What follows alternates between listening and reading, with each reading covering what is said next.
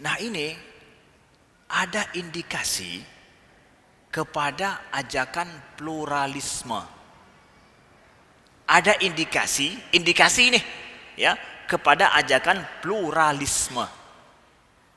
Banyak mahasiswa yang menanyakan kepada kami, Ustaz jelaskan masalah pluralisme itu apa? Ya. Pluralisme itu adalah sebuah paham pemikiran keagamaan yang menyatakan bahwa setiap agama itu ada kebenarannya. Ya, ada kebenarannya. Oleh sebab itu, janganlah sebuah penganut agama tertentu menyatakan dia yang paling benar, orang lain salah. Itu pluralisme itu. Jangan bilang orang lain salah karena ada benarnya juga, ya. Itu pluralisme, ya. Jadi nggak boleh memvonis orang lain salah, nggak boleh.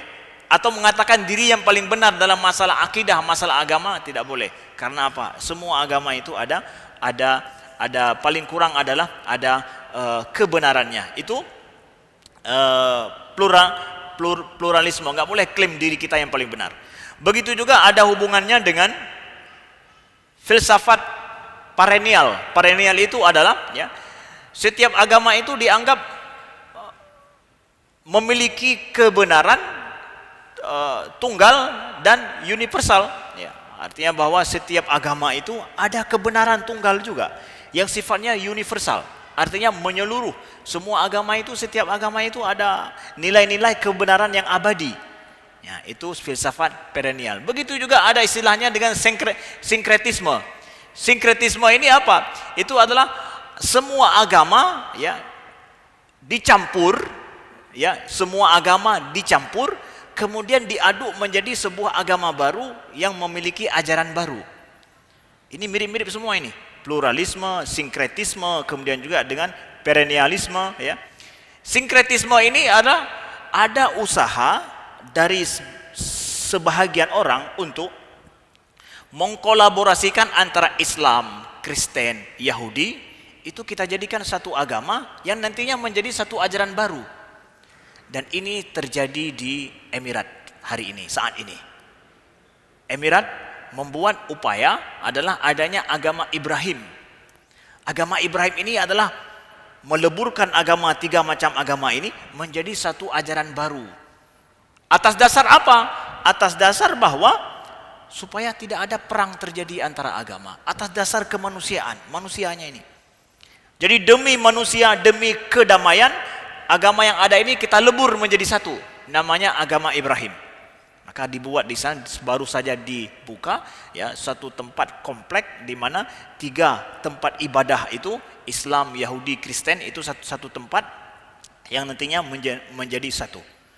Baru 2 hari yang lalu Syekhul Azhar mengkritisi ide ini daripada negara Emirat yang didukung oleh negara Emirat, bahwa beliau mengatakan bahwa munculnya agama baru yang sifatnya di sini adalah tidak menganggap istimewanya ada Islam dalam hal ini adalah merupakan salah satu upaya yang tidak sesuai dengan hak asasi manusia. Hak asasi manusia adalah seseorang itu bebas untuk memilih kepercayaannya yang benar menurut dia. Itu hak memilih kepercayaan yang benar dan beribadah sesuai dengan keyakinannya masing-masing. Itu adalah hak paling asasi daripada manusia. Lalu kalau saya tidak menganggap Islam itu benar, ya, tidak kita anggap ada agama yang setiap pemeluknya boleh memeluk agamanya, maka saya dengan demikian adalah menghapus hak asasi manusia dalam hidup. Itu kata Syekhul Azhar. Beliau mengkritisi masalah itu. Beliau tidak terima. Nah, mengkritisi masalah itu. Nah, ini ada hubungannya. Jadi ketika mengatakan bahwa la ilaha illallah itu adalah ajakan kepada persatuan dari sisi kemanusiaan, jadi persatuan semua orang, itulah betul-betul kalimah tauhid. Kalimah tauhid bergeser maknanya dalam pemahaman ini dari mentauhidkan Allah menjadi mentauhidkan manusia. Seakan-akan putus hubungan antara tauhid kepada Allah dengan tauhid kepada manusia. Padahal la ilaha illallah artinya adalah tauhid Allah dulu ini. Dalam ibadah kita tauhidkan Allah. La ilaha illallah itu kalimah tauhid bersama Allah. Kalimah tauhid hubungan kita dengan Allah. Tapi dalam pemahaman ini la ilaha illallah itu bukan dengan Allah ya, dengan manusia saja. Nah, benar. Jadi seakan dipangkas hubungan kalimah tauhid dengan Allah, tapi tauhid sesama manusia itu yang dianggap. Nah, maka ini ada indikasi kepada pluralisme, indikasi kepada perennialisme, ada indikasi pula kepada yang disebutkan dengan sinkretisme itu. Melahirkan hal yang seperti ini. Nah, kalau ini kita pahami, bagaimana Islam menganggap pluralisme itu seperti apa? Jadi kalau setiap agama itu ada istilah benarnya, apakah ini salah, Ustaz? Ya. Bagaimana Islam? Nah, sebahagian para pakar mengistilahkan ya bahwa pluralisme seperti ini bertentangan dengan Islam. Tapi yang benar menurut Islam itu pluralitas. Pluralitas. Apa maknanya beda antara pluralisme dengan pluralitas? Bedanya adalah kalau pluralisme nggak bisa menghargai perbedaan. Setiap yang berbeda harus disatukan. Hanya kalau na beda hanya. Kalau disatukan menjadi satu hal, baru dianggap ini baru pluralisme. Ya, hanya na perbedaan. Sedangkan pluralitas itu adalah mengakui adanya perbedaan masing-masing dan dia hak untuk berbeda dalam hal ini sebagai wujud daripada ayat-ayat Allah. Boleh ya? Boleh kalau seandainya seseorang itu punya perbedaan dengan orang lain, boleh. Maka adanya agama Kristen, adanya agama Yahudi di samping agama Islam, selaku saya seorang muslim, saya mengakui bahwa itu ada agama namanya agama Yahudi, walaupun tidak benar menurut saya. Tapi saya akui mereka punya hak untuk berbeda dengan saya. Mereka orang Nasrani, saya akui mereka memang punya perbedaan dengan saya yang tidak bisa disatukan, tapi mereka punya hak hidup. Lakum dinukum waliyadin. Bagi kalian punya agama, ya udah, itu agama kalian. Bagi saya agama saya.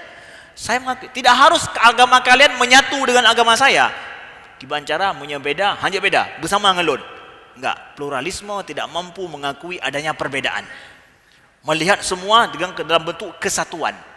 Tetapi pluralitas melihat kepada berbeda-beda, tapi kita menyatu dalam perbedaan, bahwa itu ayat-ayat Allah. Bagi kami orang Islam menganggap bahwa adanya perbedaan itu menunjukkan bahwa itu kekuasaan Allah satu.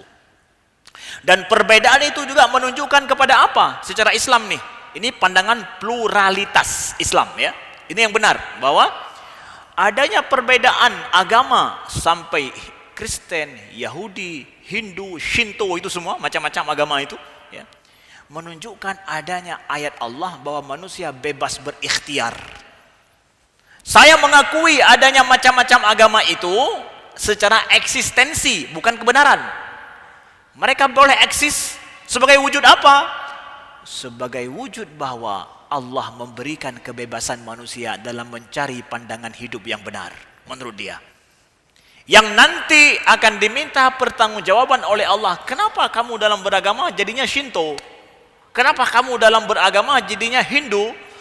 Kenapa kamu dalam beragama jadinya justru Yahudi? Allah akan mempertanyakan setiap orang nanti.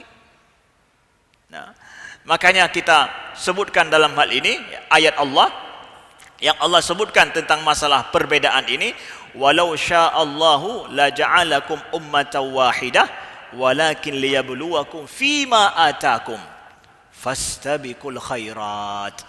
Ini kunci ayat menunjukkan pluralitas, bukan pluralisme. Ayat Al-Maidah ayat 48.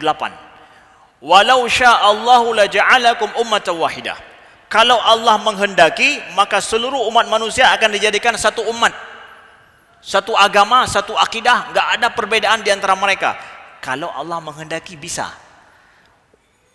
Walakin, akan tetapi kata Allah, liyabluwakum fima atakum, tapi Allah ingin mencoba terhadap apa yang sudah Allah berikan kepada kalian. Ternyata adanya perbedaan pilihan dalam masalah akidah itu ujian daripada Allah. Jadi saya harus mengakui adanya perbedaan itu sebagai ujian dari Allah untuk umat manusia.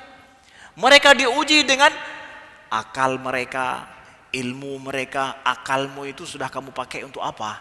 Sehingga engkau mendapatkan hidayah kepada Allah. Fima atakum. Maka Allah sebutkan setelah itu, fastabiqul khairat. Maka berlomba-lombalah untuk mendapatkan kebaikan. Nih, kita ni sedang berlomba ini. Kami orang Islam berlomba-lomba untuk berbuat kebaikan, menunjukkan bahwa agama kami benar. Kalau ada orang Yahudi, orang Kristen, silakan berlomba-lomba, tunjukkan bahwa agama kalian itu benar. Silakan kemudian kita menilai sama-sama. Kami mengakui eksistensi kalian, eksistensi agama lain, ya. Silakan berbeda dengan kami. Pluralisme tidak mampu mengakui adanya perbedaan itu. Menyena beda harus sama dengan kamu, hanjut beda. Ya, itulah kenapa kita orang Muslim, cendekiawan Muslim menolak pluralisme, tidak sesuai dengan semangat Islam, semangat agama Islam. Begitu juga sinkretisme ditolak. Ya, biarkan ada perbedaan, lalu kemudian biarkan manusia mencari sesuai dengan hidayah daripada Allah, kemampuan yang telah Allah berikan kepada mereka. Allah berfirman, wa inna hadhihi ummatukum ummatan wahidah wa ana rabbukum fa'budun. Ya, sesungguhnya agamamu ini adalah agama yang satu, ya, dan sesungguhnya wa ana rabbukum fa'budun, dan akulah Tuhanmu, maka sembahlah aku. Nah, jadi saudaraku yang dimuliakan Allah, kita yakin bahwa agama yang diridhoi di sisi Allah itu adalah agama Islam. Ya, inna dina indallahil Islam. Itu yang diridhoi oleh Allah.